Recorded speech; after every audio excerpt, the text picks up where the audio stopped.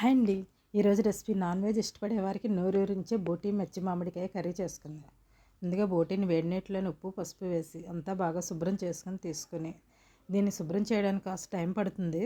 అలా కడిగిన బోటీని చిటికెడు పసుపు ఉప్పు వేసుకొని 10 నిమిషాలు ఉడికించడం వల్ల శుభ్రం చేసిన వాటిలో ఇంకా ఏమైనా ఉంటే వచ్చేస్తుంది శుభ్రంగానే. దీనికి కావాల్సిన ఇంగ్రీడియంట్స్ ఉల్లిపాయ పచ్చిమిర్చి కరివేపాకు కొత్తిమీర తీసుకొని చిన్న ముక్కలు కట్ చేసుకొని పచ్చిమామిడి కూడా కట్ చేసి తీసుకొని కడాయిలోని ఆయిల్ వేసుకొని ఉల్లి పచ్చిమిర్చి అన్నీ వేసుకొని మగ్గిన తర్వాత ఒక స్పూన్ అల్లం వెల్లుల్లి ధనియాలు జీలకర్ర పేస్ట్ కొద్దిగా పసుపు వేసుకొని 2 స్పూన్ల కారం కూడా వేసుకొని తగినంత ఉప్పు వేసి అంతా కలిపిన తర్వాత ఇప్పుడు ఉడికించిన బోటీని వేసుకొని 5 నిమిషాలు ఉడికిన తర్వాత ఒక గ్లాస్ వాటర్ వేసుకొని అంతా కలుపుకొని ముందుగా ఉడికించిన మ్యాంగో ముక్కలు కూడా వేసుకొని మూత పెట్టుకొని ఉంచుకోవాలి.